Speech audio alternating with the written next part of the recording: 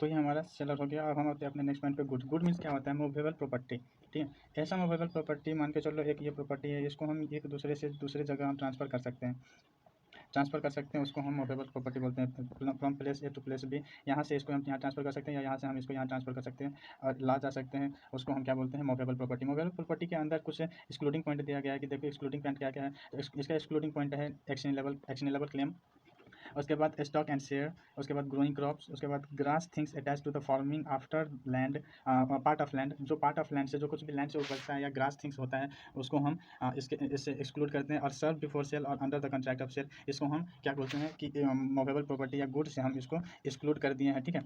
Movable property property एक जगह से दूसरी जगह ट्रांसफर कर सकते हैं, हम ले जा सकते हैं, आ जा सकते हैं, उसको हम गुड्स बोलेंगे, ठीक है। तो ये हमारा गुड्स हो गया, ये गुड्स कंप्लीट हो गया। गुड्स कंप्लीट होने के बाद हम नेक्स्ट पॉइंट अपने कॉन्ट्रैक्ट ऑफ सेल पे आ जाते हैं कि कॉन्ट्रैक्ट ऑफ सेल क्या होता है। आइए इसमें हम 2 पॉइंट लेके आए हैं आपके लिए, और देखिए कितना सिंपली सा है, जो आपको समझ आ जाएगा, ठीक है। कॉन्ट्रैक्ट ऑफ सेल मीन्स क्या होता है? सेल। इसमें 2 पॉइंट है, सेल और agreement to sale. Sale means होता है प्रॉपर्टी टू ट्रांसफर इमीडिएटली, ऐसा प्रॉपर्टी जिसको हम इमीडिएट ट्रांसफर कर सकते हैं। मान के चलो एक ये पेन है, ये प्रॉपर्टी है, इसको हम इमीडिएट ट्रांसफर कर सकते हैं, इमीडिएटली ट्रांसफर कर सकते हैं टू बी, या किसी को हम इमीडिएटली ट्रांसफ़र कर सकते हैं, उसको हम क्या बोलेंगे? सेल। इमीडिएट ट्रांसफ़र, जो तब भी तुरंत के तुरंत जो ट्रांसफ़र होता है, उसको हम क्या बोलते हैं? सेल, ठीक है।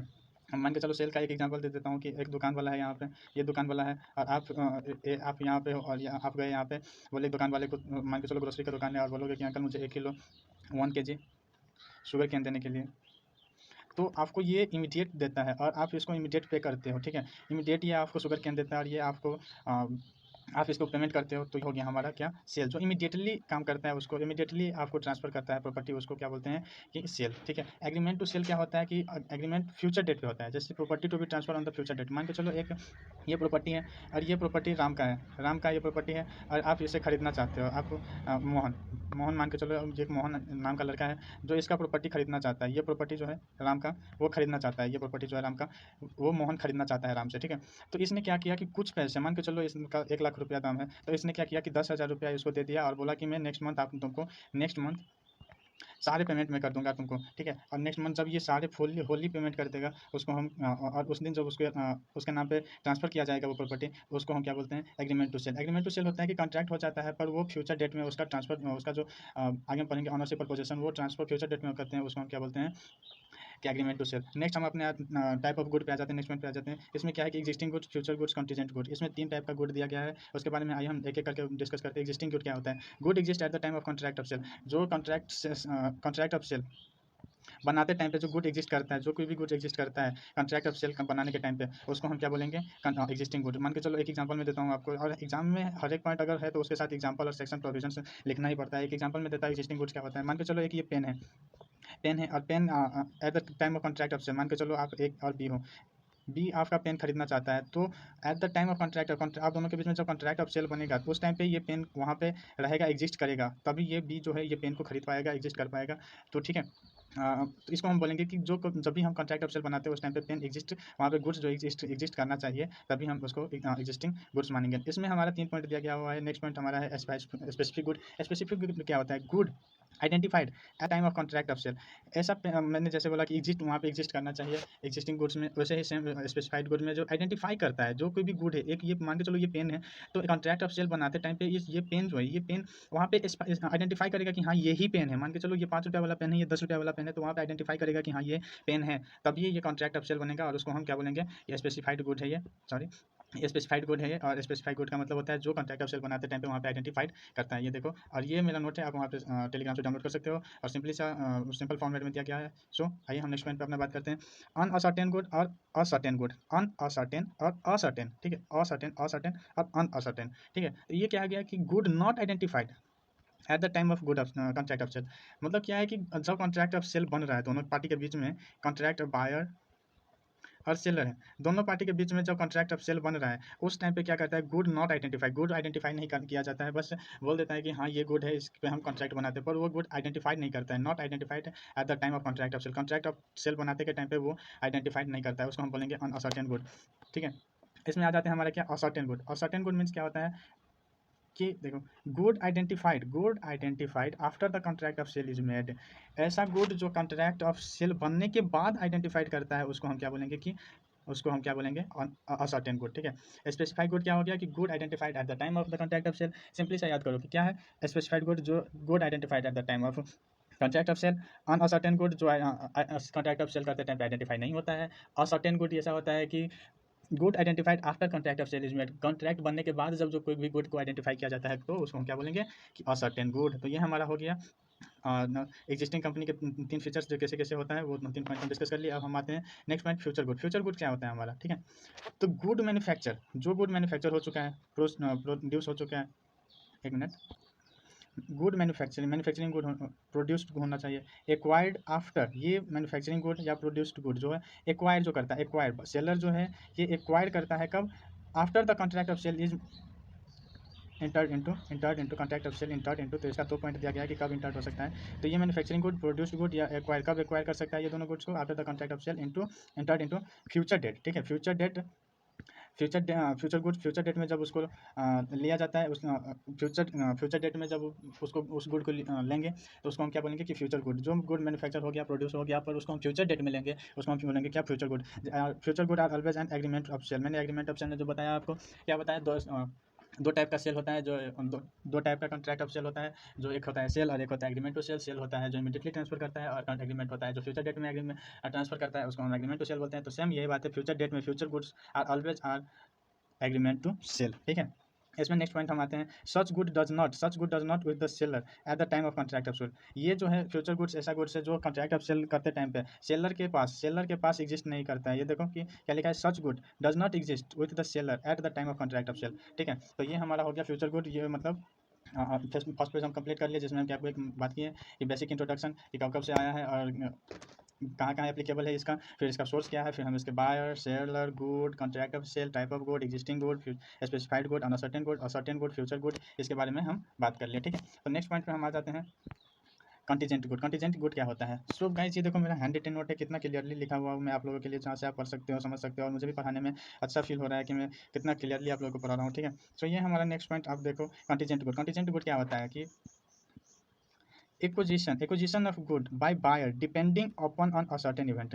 Acquisition means acquisition of good by seller depending upon the uncertain good. इसका कोई सर्टेनिटी नहीं होता है कि हमको ये गुड हमको इस डेट में चाहिए या इस डेट में हमको भेज देना, ये उसके हिसाब से कॉन्ट्रैक्ट ऑफ सेल करता है। ये अनसर्टेन होता है। अगर कुछ हुआ तो हमें चाहिए, अगर नहीं हुआ तो हमें नहीं चाहिए, ठीक है। ये अनसर्टेन होता है, इसका कोई सर्टेनिटी नहीं होता है। Good acquiring acquisition of good by seller depend upon uncertain event, जिसका कोई सर्टेनिटी नहीं होता है। अगर चाहिए तो हम लेंगे, एक्विजिशन वही होता है कि अगर हमको चाहिए तो हम लेंगे, अगर नहीं चाहिए तो हम नहीं लेंगे, वही वाली बात है। अनसर्टेन होता है, इसका कोई भी सर्टेनिटी नहीं होता है कि हमको ये चाहिए ही चाहिए, ठीक है। तो ये हमारा कंटीजेंट गुड हो गया। अब हम नेक्स्ट पॉइंट पे आते हैं डिलीवरी। डिलीवरी क्या होता है, voluntary transfer of possession of good from one person to another person. Delivery of good मतलब क्या होता है, जैसे आप मान डिलीवरी बहुत बार सुने होंगे आप लोग।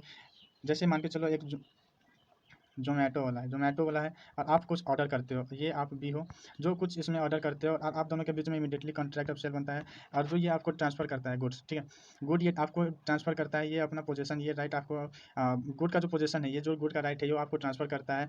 ये एक पर्सन हो गया, ये आप दोस्त नेक्स्ट पर्सन हो गए। तो इसने आपको जो गुड भेजा है या गुड आपको दिया है, आपको ट्रांसफ़र किया, उसको हम क्या बोलते हैं, डिलीवरी। जैसे पिज़्ज़ा वाला आता है, पिज़्ज़ा वाला आपको गुड देके चला जाता है, तो वो क्या होता है कि आपको अपना पोजीशन दे दिया अपना, आप उस गुड के साथ कुछ भी करो, उसका कोई लेना देना नहीं होता है, वो अपना वॉलेंट्री ट्रांसफ़र कर देता है कि हाँ ये गुड आपका हो गया, आप लो, और उसका पोजीशन सिर्फ जो राइट होता है वो आपको दे देता है, और आप उसको पैसे दे देते हैं, उसको हम क्या बोलते हैं, डिलीवरी, ठीक है। तो नेक्स्ट पर्सन हम आते हैं form of delivery. Form of delivery कैसा कौन कौन से फॉर्म में डिलीवरी हो सकता है, ठीक है। तो ये हमारा हो गया फॉर्म ऑफ डिलीवरी के बारे में बात करते हैं। अब next point actual delivery. Actual delivery means क्या होता है, देखिए देखते हैं, फिजिकली डिलीवर ऑफ गुड, वही जोमेटो वाला हो गया, टू द बायर। तो वही बात हो गया है कि एक जोमेटो वाला है और ये आप हो जो आपको फिजिकली ट्रांसफ़र कर रहा है, जोमेटो से पिज़्ज़ा आप ऑर्डर किए और जो आपको फिजिकली आकर के ये आपको दे रहा है, ठीक है। आप बायर हो गए, ये आपको आकर के फिजिकली पिज़्ज़ा डिलीवर करके जा रहा है, उसको हम क्या बोलते हैं, actual delivery. Actual delivery means वही हो गया कि एक पर्सन किसी पर्सन को फिजिकली गुड ट्रांसफ़र कर रहा है, फिजिकली डिलीवरी कर रहा है, उसको हम क्या बोलेंगे कि एक्चुअल डिलीवरी, उसको हम बोलेंगे। नेक्स्ट आता है हमारा constructive delivery. Constructive delivery means क्या होता है कि delivery of good without a charges in possession और कस्टडी ऑफ गुड। कोई भी मतलब विदाउट चार्ज कोई भी चार्ज नहीं करता है, ऐसा डिलीवरी जो कोई भी चार्ज नहीं करता है, फिर भी वो पोजेशन और कस्टडी ऑफ गुड दे देता है अपना, ठीक है। उसको हमको बोलते हैं कंस्ट्रक्टिव डिलीवरी। नेक्स्ट पॉइंट हम आते हैं symbolic delivery. Symbolic delivery means क्या होता है कि वो आपको वेयर द देखिए क्या है, where the buyer has specific mean of the obtaining position of good. Buyer का जो है specific meaning of obtaining position of good, उसका जो मीनिंग होता है ऑब्टेनिंग वो गुड पाने का जो होता है वो स्पेसिफिक सिंबॉलिक होता है। सिंबॉलिक मतलब कि आपको दिखाता है कि जैसे आप लोग सैंपल देखते हो ना, वैसे ही सिंबॉलिक डिलीवरी होता है। ठीक है, तो यही हो गया हमारा फॉर्म ऑफ डिलीवरी। जो नेक्स्ट पॉइंट हमारा हो गया क्या, document of title of goods. So sorry बच्चों, मैं डिटेल में नहीं जा सकता, पर मैं कोशिश कर रहा हूँ कि आपको हर एक पॉइंट समझ आ जाएगा, और मेरा नोट भी आप नोट से पढ़ो। ठीक है, सो नेक्स्ट पॉइंट हम आपने आगे क्या, तो हमारे पास टाइम नहीं है, इस वजह से हम मैं नहीं कर रहा हूँ अभी। बहुत आप लोग को भी अगर मैं डिटेल में जाऊँगा तो टाइम ज़्यादा लग जाएगा, और आप लोग को समझ भी नहीं आएगा कि आखिर क्या हो रहा है यहाँ पे। फास्ट ट्रैक रिवीजन वीडियो है, इस वजह से मैं ज़्यादा डिटेल में नहीं जा रहा। सो नेक्स्ट हम अपने आ जाते हैं document of title of good. ठीक है, document of title of good क्या होता है, document used in ordinary course of business. ऐसा डॉक्यूमेंट जो ordinary course of business, business के दौरान, बिजनेस के ड्यूरिंग, बिजनेस में जो यूज लगता है एज प्रूफ, प्रूफ के हिसाब से, प्रूफ एज प्रूफ उसको मानेंगे, उसको हम क्या बोलेंगे, of the proof of the position of good. Good का जो पोजीशन होता है, गुड का जो पोजीशन होता है उसको हम मतलब document used in ordinary course of business. Ordinary course of business में ऐसा डॉक्यूमेंट जो ऑर्डिनरी कोर्स ऑफ बिजनेस में as a proof position of good को आइडेंटिफाई करता है, उसको हम क्या कहते हैं कि डॉक्यूमेंट। ठीक है, document of title of good. For example हम मान लीजिए बिलिंग ऑफ लैंड हो गया, उसके बाद डॉक वारंट हो गया, उसके बाद रेलवे रिसिप्ट हो गया, जो हम क्या कहते हैं कि मान के चलो ना, फॉर एग्जांपल हम एग्जांपल ले लेते हैं कि यहाँ पे राम है और यहाँ पे श्याम है। ठीक है, यहाँ पे राम, यहाँ पे श्याम है, इन दोनों के बीच में कॉन्ट्रैक्ट ऑफ सेल हुआ, और राम जो है वो डायरेक्ट यहाँ पे ए लिमिटेड करके एक कंपनी है, इसने अपना गुड्स इस ट्रांसपोर्ट कंपनी को दिया, ये ट्रांसपोर्ट कंपनी है, और इसने यहाँ पे अपना ले जाकर के दिया। ठीक है, तो ये हो गया क्या, इन दोनों के बीच में जो डॉक्यूमेंट बनता है और उसका जो डॉक्यूमेंट पे टाइटल दिया रहता है उसको एज अ प्रूफ ये लेकर के यहाँ तक जाएगा कि देखो मेरा राम के साथ कॉन्ट्रैक्ट हुआ है, श्याम को दिखाएगा, वहाँ पे पहुँचने के बाद ये ट्रांसपोर्ट कंपनी हुआ। सो ये मतलब इसको देगा, फॉर एग्जांपल में दे रहा हूँ, ये इसको आप एग्जांपल के तरीके से लेना कि क्या होता है। तो इस ये ट्रांसपोर्ट कंपनी राम ने अपना गुड्स लिमिटेड को दिया, और ये वो इन दोनों के बीच में जो इसने दिया गुड और इसने लिया कि हमको यहाँ पे श्याम को पहुँचाना है, यहाँ पे श्याम को देना है, तो उन दोनों के बीच में जो डॉक्यूमेंट, टाइटल ऑफ डॉक्यूमेंट जो बनता है और श्याम को दिखाएगा, तो वो समझ जाएगा कि हाँ राम के यहाँ से गुड आया है, तो वो यहाँ पे अपना ले लेगा। ठीक है, तो ये डॉक्यूमेंट एज प्रूफ काम करता है, जो एज राम और ए लिमिटेड के बीच में जो डॉक्यूमेंट बना गया है वही एज प्रूफ श्याम उसको यूज करके अपना उसका जो सामान है वो वहाँ पे रख लेगा, अपने कंपनी अपने गोडाउन में, श्याम अपने गोडाउन में रखेगा। ठीक है, तो ये हो गया हमारा क्या, डॉक्यूमेंट टाइटल ऑफ गुड, ये एज अ प्रूफ काम करता है। ठीक है, पोजीशन ऑफ गुड उसको ट्रांसफर करता है। ठीक है, सो नेक्स्ट पॉइंट हम आ जाते हैं मर्केंटाइल एजेंट। मर्केंटाइल एजेंट कैसा होता है, एन एजेंट एक ऐसा एजेंट हैज अथॉरिटी, उसके पास अथॉरिटी है in a usual nature of business, उसके पास usual nature of business of sale और कंसाइन गुड। मीन्स क्या होता है, कंसाइनमेंट आप पढ़े होंगे सीए फाउंडेशन में। सीए फाउंडेशन में कंसाइनमेंट होता है जो एक पर्सन होता है जो दूसरे पर्सन को, एक पर्सन होता है दूसरे पर्सन को गुड देता है कि मेरे बिहार पे तो यहाँ पे बेच दे, सी प्लेस के सी मान के चलो जो बी और सी, बी नाम का जो पर्सन है वो सी जगह पे रहता है, तो ये चाहता है कि मेरा बिजनेस यहाँ पे सी जगह पे चले, तो ये अच्छा यहाँ का जो अच्छा मार्केटर होता है, यहाँ का जो अच्छा सेलर होता है, उसको उससे कॉन्टैक्ट करता है, उसको कंसाइन करता है गुड अपना, और ये अपना सी मार्केट में चलाता है। ठीक है, तो उसको हम कंसाइनमेंट के रूप में उसी हम कंसाइनमेंट चैप्टर में वही पढ़ते हैं। तो एक एजेंट यही होता है, उसके पास अथॉरिटी होता है जो गुड को एक जगह से दूसरी जगह सेल करा सके और बेच सके। ठीक है, तो वही होता है मर्केंटाइल एजेंट के बारे में भी हम बात कर लिए। हम नेक्स्ट हम अपने टॉपिक पे आ जाते हैं, क्या प्रॉपर्टी। प्रॉपर्टी मीन्स क्या होता है, सो प्रॉपर्टी मीन्स हो जाता है कि देखो, property means ownership, property means ownership और जनरल प्रॉपर्टी। ठीक है, property in goods, property in good mean the ownership right of good. Means क्या होता है, कोई भी गुड है, ठीक है, कोई भी प्रॉपर्टी, प्रॉपर्टी मीन्स होता है जिसके पास ऑनरशिप होता है और जनरल प्रॉपर्टी होता है। मान के चलो ये एक प्रॉपर्टी है और इसके राम नाम के इंसान के पास इसका ऑनरशिप है, इस प्रॉपर्टी का ऑनरशिप है, और ये जनरल प्रॉपर्टी है, उसको हम क्या बोलेंगे कि प्रॉपर्टी। ये सिंपली सब सॉरी ये सिंपली सा बात है। ठीक है, तो नेक्स्ट पॉइंट हम अपना आ जाते हैं क्वालिटी ऑफ गुड। गुड का क्वालिटी कैसा होना चाहिए, तो वो स्टेट होना चाहिए और कंडीशन ऑफ गुड होना चाहिए। जो लिखा गया है उस हिसाब से आप गुड दोगे, और उस गुड का क्वालिटी वैसा होना चाहिए, और कंडीशन ऑफ गुड होना चाहिए कि हम ये गुड लेंगे तो हमारा क्या इफेक्ट या क्या कुछ भी हो सकता है। सो इसका कंडीशन होना चाहिए, और स्टेट होना चाहिए कि हमको ये गुड लेने से, आप गुड को आइडेंटिफाई करके आप गुड ले सकते हो, स्टेट कर सकते हो कि हाँ ये स्टेट है, मुझे ये गुड चाहिए और इसका कंडीशन ये है। ठीक है, सो क्वालिटी ऑफ गुड ये हो गया। सो नेक्स्ट हम अपना पॉइंट पे आ जाते हैं, making of contract of sale. Making of contract of sale means क्या होता है, कॉन्ट्रैक्ट ऑफ सेल कब हम मेक कर सकते हैं। ठीक है, तो ये देखिए हम नेक्स्ट पॉइंट पे हम आ जाते हैं, contract of sale made between buyer and seller. ये तो सबको पता है कि बायर एंड सेलर के बीच में कॉन्ट्रैक्ट होता है। नेक्स्ट पॉइंट आ जाते हैं immediately delivery of good, immediate delivery of good के बीच में हम कॉन्ट्रैक्ट कर सकते हैं। Immovable payment of price but delivery in future good, मैंने वही बोला कि फ्यूचर गुड में अगर आप डिलीवरी करते हो इमीडिएट पेमेंट इमीडिएट कर दिए, पर अगर डिलीवरी फ्यूचर डेट में हो रहा है तो उसको हम क्या बोलेंगे कि एग्रीमेंट टू सेल। हम पहले बात कर चुके हैं। इसमें फिर दिया गया है immediate delivery of good and payment of price. Delivery of good जो है वो इमीडिएट कर दिया गया और पेमेंट भी इमीडिएट कर दिया, उसको उस टाइम पे हम कॉन्ट्रैक्ट ऑफ सेल करेंगे, जैसे मैंने एक शुगर कैन वाला एग्जांपल दिया था। फिर नेक्स्ट पॉइंट में हम आ जाते हैं डिलीवरी और पेमेंट और बहुत डिलीवरी और पेमेंट और बहुत on the made on installment, या तो इंस्टॉलमेंट होगा या तो फ्यूचर डेट में होगा, ठीक है। डिलीवरी और पेमेंट ऑफ द प्राइस, ये डिलीवरी और पेमेंट ऑफ प्राइस या तो इंस्टॉलमेंट में होगा या तो इंस्टॉलमेंट में होगा या तो फ्यूचर डेट में होगा, उसको हम क्या बोलेंगे, उस टाइम पे हम क्या बोलेंगे कि कॉन्ट्रैक्ट ऑफ सेल हमारा हुआ है, ठीक है। तो ये हमारा सेकंड पॉइंट भी कंप्लीट हो गया। सो मैं फास्ट जा रहा हूँ अभी और आप लोगों को हर एक चीज़ हर एक पॉइंट समझाने का कोशिश कर रहा हूँ, आप लोग समझ भी रहे हो। So guys please support me, channel को सब्सक्राइब करो और मुझे कुछ नहीं चाहिए, आप लोग बस आप लोग अच्छे से करो, अच्छे से पढ़ो, ठीक है। सो नेक्स्ट पॉइंट पे हम बिना टाइम वेस्ट करते हैं हम अपना पॉइंट पे आ जाते हैं। Subject matter of the contract of sale. Subject contract of sale का सब्जेक्ट मैटर क्या क्या होता है, ये सेक्शन 6 है। सेक्शन 6 है जो subject matter of contract of sale के बारे में बताता है। ये सेक्शन 7 है, ये सेक्शन 8 है, ठीक है। सो नेक्स्ट हम अपना टॉपिक पे आ जाते हैं कि क्या क्या होता है सब्जेक्ट मैटर, क्या क्या है matter of contract of sale. Contract of sale बनाने के टाइम पे क्या क्या मैटर होना चाहिए, सब्जेक्ट मैटर होना चाहिए। तो good of sale is void, good of sale sale sorry sale बोल दिया, sale. Contract of sale is void, void means वही जो मतलब समाप्त, समाप्त बोलो, वॉइड मतलब समाप्त। वॉइड इफ गुड, गुड जो है नष्ट हो गया, नाश हो गया, या जो भी गुड था, जो भी गुड है, जो भी गुड है वो नष्ट हो गया, जो अब यूज करने लायक नहीं है। ये पेरिस मतलब नाश मैंने लिखा है, नाश हो चुका है, नष्ट हो चुका है। Before the making of contract of good, देखो सिंपली सा कोई बात है, इसका एग्जांपल मैं दे रहा हूँ कि अगर ये पेन का कंपनी, ये पेन है, ठीक है, ये पेन है और राम पेन का, इस पेन का मालिक है, ठीक है। और ये बी के साथ कॉन्ट्रैक्ट करता है, बी के साथ कॉन्ट्रैक्ट करता है कि मैं तुमको ये पेन बेचूंगा, ठीक है, मैं ये पेन बेचूंगा। राम हो गया क्या, बायर, सॉरी सेलर, और ये हो गया बायर, ठीक है। तो इन दोनों के बीच में कॉन्ट्रैक्ट बना, कॉन्ट्रैक्ट ऑफ सेल बना। पर इसमें ध्यान रखने वाली क्या है, सब्जेक्ट मैटर क्या है कि अगर ये गुड, ये पेन चल रहा है या नहीं, ये रनिंग में है या नहीं, कि या बिगड़ा हुआ है, या तो इसका लाइफ डेड हो चुका है, या तो इसका जो इंक है वो ख़राब हो चुका है। तो ये सब होता है, इसका जो इंक है वो ख़राब हो चुका है, तो ये सब होता है, ठीक है। ये हम ध्यान रखेंगे कि क्या मतलब कॉन्ट्रैक्ट ऑफ सेल बनाते टाइम पे कि ये चीज़ सही है या गलत है। अगर पेन एग्जिस्ट कर रहा है आप कॉन्ट्रैक्ट कर सकते हो, नो प्रॉब्लम। अगर ये अगर नाश हो चुका है, नष्ट हो चुका है, इसका इंक खराब हो चुका है, इसका लाइफ डेड हो चुका है, ठीक है, तो ये मतलब नहीं चलेगा, ये खराब हो चुका है, बिगड़ गया है, तो इसको हम क्या बोलेंगे। तो ये कॉन्ट्रैक्ट बनने से पहले ये क्या हो जाएगा, वॉइड हो जाएगा, ये कॉन्ट्रैक्ट बनेगा ही नहीं और ये खत्म हो जाएगा, ये वॉइड एग्रीमेंट माना जाएगा। देखो ये बात लिखा है कि contract of sale is void, contract of sale void माना जाएगा कब, अगर गुड नाश हो गया before making the contract of sale. Contract of sale बनाने से पहले, कॉन्ट्रैक्ट ऑफ सेल बनाने से पहले अगर गुड खराब हो गया तो उसको हम क्या बोलेंगे।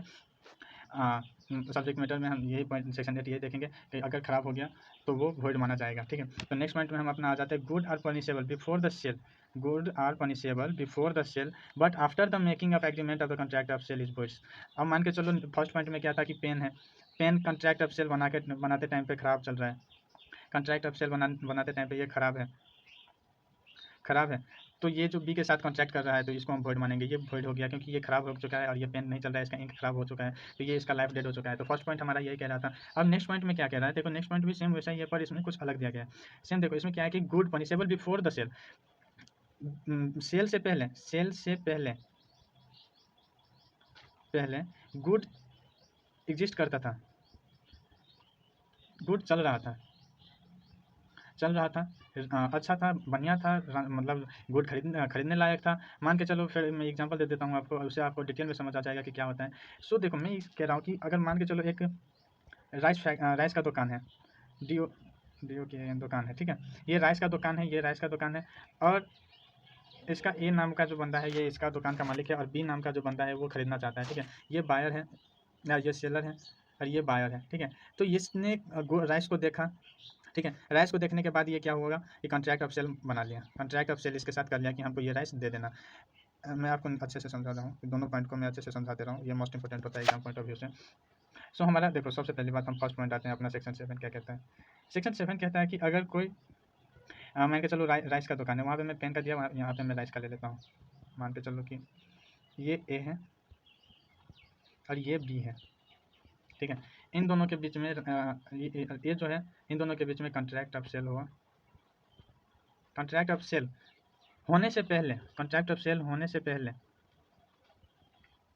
मान के चलो राम ए का दुकान है राइस का, बी जो है वो राम का ये जो राइस है वो खरीदना चाहता है, ठीक है। पर राइस खरीदते टाइम पे ये राइस खराब हो चुका था, कॉन्ट्रैक्ट ऑफ सेल बनाते के टाइम पे ये खराब हो चुका था, खराब होने की वजह से ये राइस बी ने ये राइस नहीं खरीदा, ठीक है। क्यों नहीं खरीदा कि ये अगर ये इसके साथ कॉन्ट्रैक्ट करता है तो उसको वॉइड माना जाएगा, और वॉइड मानने की वजह से अगर कल के दिन में बी जो है उसको नॉलेज था जो ये राइस खराब हो चुका है, फिर भी इसने ये सामान इससे खरीदा, ऐसे बी ने सामान खरीदा, ठीक है। तो अगर वो कुछ भी करे तो वो स्यू फाइल नहीं कर सकता, सॉरी वो स्यू फाइल नहीं कर सकता, क्योंकि ये पहले ही वॉइड हो चुका है, वो पहले ही खत्म हो चुका है, पहले ही नाश हो चुका है, वो गुड पहले ही खराब हो चुका है। खराब गुड का आप अगर कॉन्ट्रैक्ट ऑफ सेल करते हो तो वो पहले ही वॉइड हो, और वो वॉइड होने की वजह से आप उस पर स्यू नहीं कर सकते, क्योंकि आपको पता था कि राइस पहले ही खराब हो चुका है, फिर भी अगर आप कॉन्ट्रैक्ट ऑफ सेल किए एक साथ तो ये वॉइड माना जाएगा और ये वैलिड नहीं होगा। अगर आप स्यू करना चाहते हैं ए पे तो आप स्यू फाइल नहीं कर सकते, ठीक है। तो ये हमारा फर्स्ट पॉइंट हो गया। नेक्स्ट पॉइंट हमारा क्या कहता है, सेक्शन 8, अगर मान के चलो कि ये है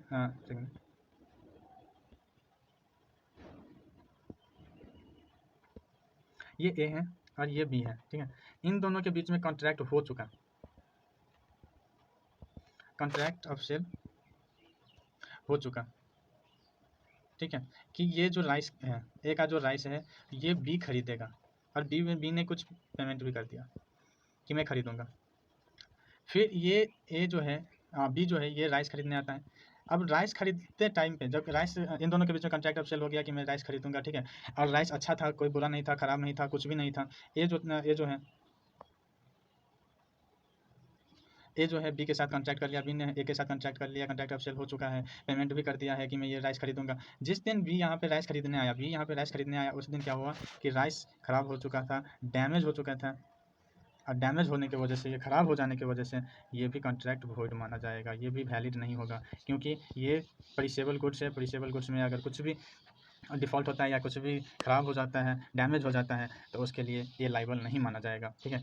वाटर लॉग हो गया, यहाँ पे बाढ़ आ गया, उस वजह से राइस ख़राब हो गया, तो इसके लिए ये वैलिड नहीं माना जाएगा, ये वॉइड ही माना जाएगा, कॉन्ट्रैक्ट ऑफ सेल दोनों के बीच में वॉइड माना जाएगा, और ए लायबल नहीं होगा, बी इस पे सेव नहीं कर सकता, आप फाइल नहीं कर सकता। सो ये हमारा नेक्स्ट पॉइंट हो गया। अब हम अपना बिना टाइम वेस्ट करते नेक्स्ट पॉइंट पर हम बताते हैं, और यह चीज़ आई विश आप लोगों को समझ आ गया होगा। मैंने नेक्स्ट पेज में आपको समझा दिया, सेक्शन 8 सेक्शन 7 सेक्शन 8 आप लोगों को समझा दिया मैं कि क्या होता है। सो ठीक है, नेक्स्ट पॉइंट पर हम आ जाते हैं अपना असर्टेन ऑफ प्राइस। प्राइस का असर्टेन क्या होता है, एज असर्टेन प्राइस का एज असर्टेन होता है कि देखो, प्राइस में भी फिक्स्ड बाय द कॉन्ट्रैक्ट जब हम ए और बी के बीच में कॉन्ट्रैक्ट करते हैं उस टाइम पे हमारा जो प्राइस होता है वो फिक्स होता है।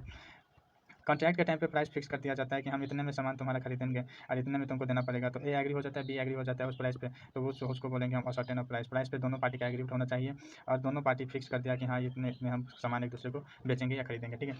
नेक्स्ट पॉइंट हम अपना आ जाते हैं कि price fixed in a manner, एक मैनर में हो जाता है प्रोवाइडेड बाय द कॉन्ट्रैक्ट। एक ऐसा नहीं होता है, मान के चलो आप एग्जांपल ले लो, 5 रुपये का पेन है और ए बोल रहा है कि नहीं मैं इसको 100 रुपये में बेचूंगा, और बी जो है वो बोल रहा है कि नहीं तुम मुझे 80 रुपये में दे दो, तो ये ऐसा नहीं हो सकता, ये सारा का सारा वैलिड नहीं माना जाएगा, वॉइड माना जाएगा। ये सर्टेन प्राइस नहीं है, जो 5 रुपये का सामान है उसको आप 5 रुपये में बेचो, या ज़्यादा से ज़्यादा आप उसको 6 रुपये में बेच लो या 7 रुपये में बेच लो, पर आप 5 रुपये का सामान को आप 100 रुपये नहीं कर सकते, और बी जो है 80 रुपये में नहीं खरीद सकता है। एज पर कॉन्ट्रैक्ट उन लोगों को प्राइस जो है एक स्पेसिफाइड मैनर में होना चाहिए, जितना में आप खरीदे उतना में ही आप बेच सकते हो, उससे ज़्यादा या उससे बहुत ज़्यादा या एक लेवल में होना चाहिए, स्पेसिफाइड होना चाहिए, ठीक है। तो ये कह रहा है सर्टेन प्राइस यही होना चाहिए। नेक्स्ट पॉइंट हमारा आ जाता है price determined by the course of dealing between the parties. Price जो है दोनों पार्टी के डिटर्मिनेशन में होता है, मैंने पहले ही बोल दिया, ए और बी के बीच में कॉन्ट्रैक्ट हो रहा है तो ये दोनों मिलकर अपना प्राइस फिक्स कर लेंगे, प्राइस फिक्स करेंगे, उसी प्राइस पे कॉन्ट्रैक्ट बन जाएगा और वो दोनों एक दूसरे को पेमेंट करेंगे और खरीद बेच करेंगे, ठीक है। तो ये हो गया हमारा असर्टेन ऑफ प्राइस, ठीक है। तो नेक्स्ट पॉइंट हम अपना आ जाते हैं, आज मैं थोड़ा स्लो हूँ शायद, मुझे लग रहा है आज मैं थोड़ा स्लो हूँ, सो मुझे जल्दी जल्दी करना पड़ेगा और आप लोगों को भी ज़्यादा टाइम वेस्ट नहीं करूँ, ठीक है। सो अगर मैं आप लोगों को बता रहा हूँ तो मुझे लग रहा है कि अभी तक कुछ भी ऐसा पॉइंट नहीं होगा जो मैंने मिस किया है और आपको समझ नहीं आएगा, ये टू द पॉइंट डिटेल में समझ आ जाएगा। कॉन्ट्रैक्ट एंड वारंटी क्या होता है, सॉरी कंडीशन और वारंटी, कंडीशन अलग होता है, वारंटी अलग होता है। तो कंडीशन और वारंटी के बारे में आइए हम थोड़ा जानकारी लेते हैं कि क्या है condition. Essential to the main purpose of the contract, मतलब क्या होता है कि essential to the main purpose of the contract, contract का जो मेन पर्पस होता है, मेन पर्पस जो है कॉन्ट्रैक्ट का वो इसेंशियल होना चाहिए। मीन्स कहने का मतलब क्या है कि अगर कॉन्ट्रैक्ट आप कर रहे हो, ठीक है, कंडीशन क्या है कि अगर आप कुछ भी कॉन्ट्रैक्ट कर रहे हो, कॉन्ट्रैक्ट दोनों पार्टी के बीच में, अगर दोनों पार्टी के बीच में कॉन्ट्रैक्ट हो रहा है तो इसेंशियल होना चाहिए, एक लिमिट में होना चाहिए और अच्छा होना चाहिए, एक इसेंशियल माना जाता है, ठीक है। तो ये इसेंशियल पॉइंट होना चाहिए, इसेंशियल होना चाहिए। तो मेन पर्पस, जो मेन पर्पस है उस पर जो है उस पर फिक्स कॉन्ट्रैक्ट होना चाहिए, ना कि अगर पर्पस कुछ भी है, कॉन्ट्रैक्ट कुछ भी कर रहे हो तो वो अच्छा वैलिड नहीं माना जाएगा, void माना जाएगा। ठीक है, तो ये हमारा फर्स्ट पॉइंट हो जाएगा। और नेक्स्ट पॉइंट क्या है, contract is rejected for the condition is breached. मैंने पहले ही बोला कि अगर जो मेन पर्पस है, अगर मेन पर्पस है उस पर अगर कॉन्ट्रैक्ट आप कर रहे हो तो वो इसेंशियल होना चाहिए और अच्छा होना चाहिए। अगर आप इसके मेन पर्पस के बियॉन्ड कुछ भी कर रहे हो, ठीक है, आप इसके जो रिलेटेड है, इसका जो कंडीशन ब्रीच कर रहे हो, कंडीशन जो आप इसका ब्रीच कर रहे हो, तो ये रिजेक्ट माना जाएगा, रिजेक्ट हो जाएगा। ये मैंने पहले ही बोला, ये वैलिड नहीं माना जाएगा, ये void हो जाएगा, ये रिजेक्टेड हो जाएगा। ठीक है, तो इसेंशियल होना चाहिए और मेन पर्पस पे उसका कॉन्ट्रैक्ट होना चाहिए। ठीक है, अब हम आ जाते हैं कि वारंटी क्या होता है। कंडीशन हो गया हमारा, वारंटी क्या होता है। तो collateral to the main purpose of the contract, contract का कोलैटरल मीनिंग होना चाहिए, कोलैटरल पर्पस होना चाहिए। Claim for damage if the warranty is breached, आपसे इसमें क्या कर सकते हैं, कोलेक्ट्रल हो सकता है। मैंने मान के चलो, अगर claim for damage if the warranty is breached, आप डैमेज क्लेम कर सकते हो अगर वारंटी ब्रीच्ड हुआ। मान के चलो कि वारंटी, फॉर एग्जांपल ले लेते हैं यहाँ पे कि अगर ए का बाइक का शोरूम है, ए का बाइक का शोरूम है, ठीक है, और ये बी आता है फॉरेन, मान के चलो ये बी फॉरेनर है, बी जो है फॉरेनर है, फॉरेनर है, ठीक है, ये बी जो है फॉरेनर है और बी जो है ए के पास आता है, बोलता है कि मुझे 1 डे के लिए अपना बाइक मुझे अच्छा दे और ठीक है, तो ये देता है बाइक इसको और एक वारंटी भी देता है कि अगर ये बाइक अगर ख़राब हो गया, अगर बीच में आपको कोई चोट-पटक या कुछ भी लगा तो इसके लिए हम कंपनसेशन पे करेंगे और आपको इलाज के लिए हम पैसे देंगे या कुछ भी देंगे, ये वारंटी देता है इसको। ठीक है, कि अगर मेरा बाइक से आपको कुछ भी हुआ तो मैं आपको कंपनसेशन पे करूँगा, हेल्थ इंश्योरेंस आपको करवाऊँगा या कुछ भी समथिंग जो होता है वो मैं आपको वो करवा दूँगा। ये बाहर आया है, इंडिया में आया है और वो कॉन्ट्रैक्ट दोनों के बीच में हुआ। ठीक है, अगर ये कॉन्ट्रैक्ट ब्रीच्ड हो गया, ठीक है, ये वारंटी जो है ब्रीच्ड हो गया है बीच में, मान के चलो ये बीच में जो है, ये बीच में जो है बाइक ख़राब हो चुका है, बाइक यहाँ पे ख़राब हो चुका है और फॉरेनर जो है वो परेशान हो गया कि अब मैं यहाँ से बाइक को लेकर कैसे जाऊँ या कुछ भी। तो फॉरेनर को ज़्यादा पता नहीं था कि क्या चीज़ है, नई चीज़ है, तो इसके लिए वो क्लेम डैमेज कर सकता है। अगर ब्रीच वारंटी जो ब्रीच हुआ है, वारंटी जो टूटा है, तो वो क्लेम डैमेज कर सकता है। डैमेज जो है, डैमेज के लिए वो अपना क्लेम डैमेज कर सकता है। उसको मान के चलो कि 2000 रुपया वो लग गया बाइक बनाने में, तो वो आप वो जो वारंटी दिया है, ए ने जो वारंटी दिया था उससे वो पैसे ले सकता है, क्लेम डैमेज कर सकता है। ठीक है, तो नेक्स्ट पॉइंट हमारा ये हो गया और नेक्स्ट हमारा अगले पॉइंट है इम्प्लाइड कंडीशन कब कब होता है। इम्प्लाइड कंडीशन, कंडीशन तो होता है main purpose of essential of the main purpose of the contract, contract का मेन पर्पस होना चाहिए, एसेंशियल होना चाहिए। अब हम इसको बोलेंगे कि इम्प्लाइड कंडीशन कब माना जाएगा। इम्प्लाइड कंडीशन में क्या होता है कि एक कंडीशन एज टू टाइटल होना चाहिए, टाइटल के हिसाब से होना चाहिए, जो टाइटल में लिखा गया। अगर मान के चलो कि फॉर एग्जांपल अगर आप बुक खरीदने गए, बुक का एग्जांपल ले लिया और बुक के कवर के ऊपर लिखा गया है CA foundation best account book,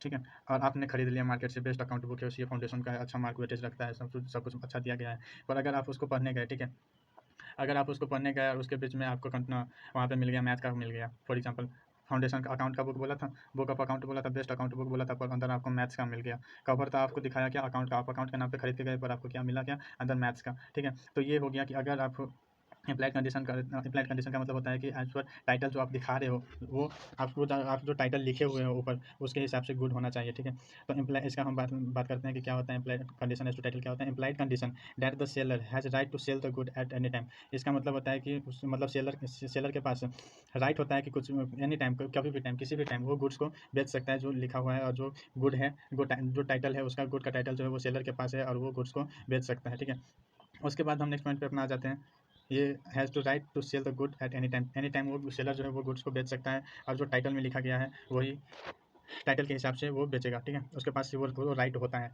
good बेचने का। सो नेक्स्ट पॉइंट में हम आ जाते हैं sale by description. Sale by description क्या होता है, सॉरी, सेल बाय डिस्क्रिप्शन होता है good sale correspondence with the description, मतलब जो गुड दिखाया गया है उसके करस्पॉन्डेंस मतलब क्या होता है।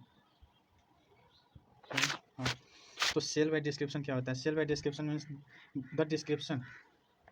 The description provides provided by the, sorry एक मिनट में अच्छे से लिख दे रहा हूँ जो आप लोग समझ जाओ, मैं समझाऊंगा अभी, एक minute.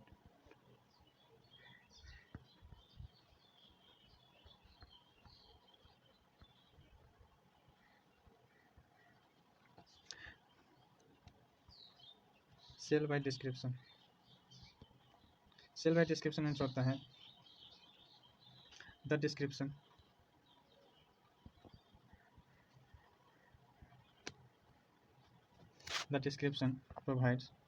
provided by the seller with respect to good must be present in the good.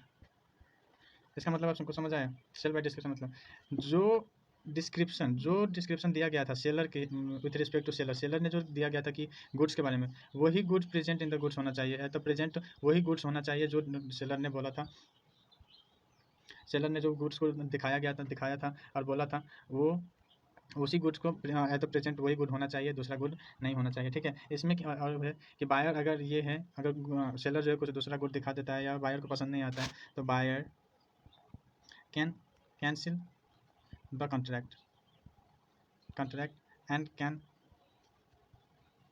claim the demand plus price। Demand claim कर सकता है और प्राइस वो क्लेम कर सकता है। अगर वो बायर कैंसिल किया तो उसको वो डिमांड क्लेम कर सकता है और प्राइस क्लेम कर सकता है। अगर जो दिखाया गया था और वो गुड नहीं है तो वो उसको हम क्या बोलेंगे कि सेल बाय डिस्क्रिप्शन मीन्स जो होता है और जो लिखा गया है उसी के बिहाफ में आपको सेल करना पड़ेगा। ठीक है, good sale correspondence with the description के हिसाब से आपको उसको बेचना पड़ेगा। सेल बाय सैंपल क्या होता है कि bulk sale correspondent with the sample, responsible opportunity to the buyer for the comparing with the bulk and the sample। देखो क्या दिया गया है, सिंपल सा बात है। सैंपल सेल, आप मान के चलो एक आपका एक दुकान है और अपने दुकान के लिए आप 5 लीटर तो थोड़ा कम हो गया, मान के चलो 25 लीटर तेल लेने गए। ठीक है, मस्टर्ड ऑयल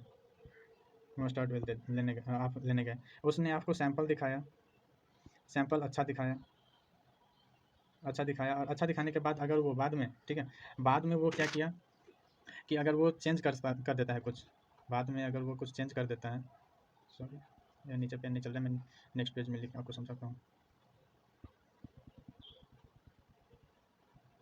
सो यहाँ मैं समझा देता हूँ आपको कि क्या होता है। ठीक है, सो मान के सेल बाय सैंपल होता है कि अगर आपका कोई दुकान है, एग्जांपल मान के चलो अगर ये आपका दुकान है, ठीक है, अगर आप अपने दुकान के लिए 25 लीटर मस्टर्ड ऑयल लेने गए, मस्टर्ड ऑयल बी के साथ कॉन्टैक्ट किया और वो क्या किया कि आपका रीजनेबल अपॉर्चुनिटी है, आप जब ये गुड आपको डिलीवर करेगा, ये गुड आपको जब डिलीवर करेगा तो ये आपका रीजनेबल अपॉर्चुनिटी है, आपका अपॉर्चुनिटी बनता है कि वो जो ऑयल आप ऑर्डर आपको जो दिखाया गया था सैंपल में, जो आपको 25 लीटर ऑयल दिखाया गया था, तो eight the time of delivery आपका रीजनेबल अपॉर्चुनिटी बनता है कि वो देखो कि सच में वही मस्टर्ड ऑयल है जो आपने देख के आया था, सैंपल में जो देख के आया था वही 25 लीटर मस्टर्ड ऑयल है। तो अगर हाँ है तो कोई बात नहीं तो आप फिर आप स्वीट क्लेम कर सकते हो, कंपनसेशन ले सकते हो। ठीक है, तो आपका ये अपॉर्चुनिटी बनता है, रीजनेबल अपॉर्चुनिटी है कि आप ये 25 लीटर जो मस्टर्ड ऑयल आपको दुकान बी ने दिखाया था, बी ने आपको सैंपल दिखाया था, तो वो आपका रीजनेबल अपॉर्चुनिटी बनता है कि eight the time of delivery आप वही मस्टर्ड ऑयल है कि नहीं वो 25 लीटर, वो आपको देखने का राइट बनता है, अपॉर्चुनिटी है आपके पास। ठीक है, तो ये हमारा नेक्स्ट पॉइंट हो गया और हमारा ये थर्ड पेज भी कंप्लीट होने लगा। ठीक है, अब इसमें क्या दिया है, sale by sample and description वही है, bulk sale correspondence with the sample and description के हिसाब से, सैंपल के हिसाब से गुड्स होना चाहिए। नेक्स्ट बात है कंडीशन एज द क्वालिटी और फिटनेस के हिसाब से होना चाहिए। इसमें सिंपल सा बात है, आइए देखते हैं। Seller sold good for the specific purpose के लिए वो गुड सोल्ड करता है। उसके बाद है buyer relied on ever sale and judgment. उसके बाद seller deal in the specific goods, seller specific goods, जो स्पेसिफिक गुड हम पहले बात की कि स्पेसिफिक गुड्स क्या होते हैं, या eight the time of contract exist करना चाहिए, उसको हम स्पेसिफिक गुड करता है, आइडेंटिफाइड करता है, तो उसको हम क्या बोलते हैं कि स्पेसिफिक गुड में सेलर ड्राइव करता है, उसको हम क्वालिटी और फिटनेस के रूप में लेंगे। ठीक है, तो फॉर एग्जाम्पल इसका हम क्वालिटी और फिटनेस के हिसाब से होना चाहिए। मान के चलो कि ये बंदा है और ये अपने सारे एम्प्लॉय के लिए बी सी डी एम्प्लॉय के लिए मान के चलो मिस्टर एक्स को बोला कि मेरे एम्प्लॉय के लिए कपड़े सिल दो। अब इसको क्या पता कि इसका साइज़ क्या है, बी का साइज़ क्या है, सी का साइज़ क्या है, डी का साइज़ क्या है, और इसने सिल दिया, बी को तो फिट हो गया, सी को छोटा पड़ गया और डी को बड़ा ही हो गया। तो इसमें इसका कोई टेलर का कोई गलती नहीं है, क्योंकि इसने कुछ क्वालिटी और फिटनेस के हिसाब से गुड बताया नहीं था, और गुड जो था वो सॉरी यहाँ पे मिस्टेक हो गया, ये ए है और ये एक्स है, सॉरी एक मिनट,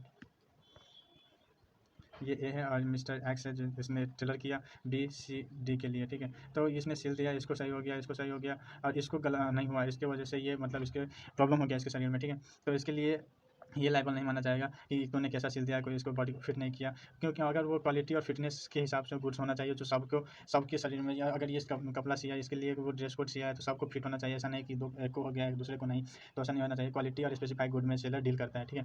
तो ये हमारा हो गया। नेक्स्ट पॉइंट हम आते हैं condition to the merchantability. Good sold by the seller, good sold by the seller for the specific purpose के लिए गुड सोल्ड करता है, और seller deal in the specific good में वो डील करेगा same as quality and fitness के हिसाब से। और वैसे ही और गुड सोल्ड सेल भी ऑफ यूजेबल क्वालिटी का होना चाहिए, ठीक है। वही मैंने जो अभी बोला, क्वालिटी होना चाहिए, फिटनेस होना चाहिए। तो नेक्स्ट पॉइंट हम जाते हैं अपना इम्प्लाइड वारंटी। इम्प्लाइड वारंटीज क्या होता है? तो warranty as to undistributed procession, undistributed procession होना चाहिए एम्प्लाइड वारंटी होने के लिए। वारंटी इम्प्लाइड कब होता है? जब warranty as to be distributed procession. इसको हम डिस्क्राइब करते हैं position of the buyer. Position buyer का जो पोजीशन है is distribute buyer can sue for the seller for damage. Buyer जो है वो सेलर पे डैमेज क्लेम कर सकता है, और जो पोजीशन है, जो बायर का जो पोजीशन है वो डिस्ट्रीब्यूट कर सकता है, ठीक है। नेक्स्ट पॉइंट, जो बायर का जो पोजीशन है, बायर का जो पोजीशन है वही डिस्ट्रीब्यूट कर सकता है, और उसके बियॉन्ड जो उसके पास अगर जितना राइट है, जितना उसके पास पोजीशन है उतना वो डिस्ट्रीब्यूट कर सकता है। अगर उसके बियॉन्ड कुछ गया तो बायर जो है वो स्यू कर सकता है, सेलर पे डैमेज क्लेम कर सकता है, ठीक है। तो नेक्स्ट पॉइंट हम अपना आ जाते हैं कि कब इम्प्लाइड वारंट होता है। तो warranty as to the non existence of the encumbrance, non existence of unencumbrance. इसका मतलब क्या होता है कि seller shall be free from, seller जो है वो फ्री फ्रॉम एनी चार्ज और encumbrance in the favour of the third party और not disclosure to the third party at the time of the contract. इसका मतलब क्या है कि जो बायर है, मतलब ये बायर है तो ये फ्री है, ये अपना पोजीशन फ्री फ्रॉम पोजीशन, इसका जो पोजीशन है ये खुद अपना अपना पोजीशन के हिसाब से बेच सकता है, इस पर कोई दबाव नहीं डाल सकता, ये इसके पास पोजीशन है, इसके पास राइट है, तो ये अपना गुड खुद बेच सकता है, इसका कोई दबाव नहीं चलेगा, किसी का कुछ नहीं चलेगा, सॉरी। उसके बाद नेक्स्ट पॉइंट पे हम आ जाते हैं वारंटी एज टू क्वालिटी और फिटनेस और to usages of the trade. क्या ये पॉइंट क्या कह रहे हैं कि इम्प्लाइड वारंटी फॉर क्वालिटी और fitness for the particular purpose. वो इम्प्लाइड वारंटी जो है फॉर द क्वालिटी और फिटनेस पर्पस के लिए, पर्टिकुलर पर्पस के लिए attach by the usages of the trade, trade के usages attach with the usages of trade का जो वेजेज है उसके साथ अटैच होता है, उसका पर्टिकुलर पर्पस जो है वो बताया जाएगा, ठीक है। नेक्स्ट पॉइंट होता है disclosure of the dangerous nature of goods. Disclosure of the dangerous nature of the goods है, तो उसमें क्या है, goods are dangerous in nature, goods dangerous nature का हो सकता है। उसके बाद buyer is unaware about the danger, seller must be inform the buyer for the probable danger. For example मान के चलो, दिवाली में हम लोग फटाखा फोड़ते हैं, फायर क्रैकर हम दिवाली में फटाखे फोड़ते हैं, तो ये सेलर का राइट बनता है कि ये आपको बताए कि ये हार्मफुल डेंजरस नेचर का थिंग्स है। अगर इसमें सेलर नहीं बताता है तो सेलर का प्रॉब्लम है, सेलर इसके लिए लायबल माना जाएगा, और सेलर इसके लिए पे करेगा, जो भी कंपनसेशन होगा वो सेलर पे करेगा अगर डेंजरस नेचर का गुड है तो, ठीक है। तो ये डेंजरस नेचर का गुड है तो सेलर को पहले बताना चाहिए कि ये डेंजरस नेचर का गुड है, अगर सेलर नहीं बताता है तो उसके लिए सेलर लायबल माना जाएगा, ठीक है। तो नेक्स्ट पॉइंट हमारा ये हो गया। अब हम आते हैं अपना नेक्स्ट पॉइंट पे।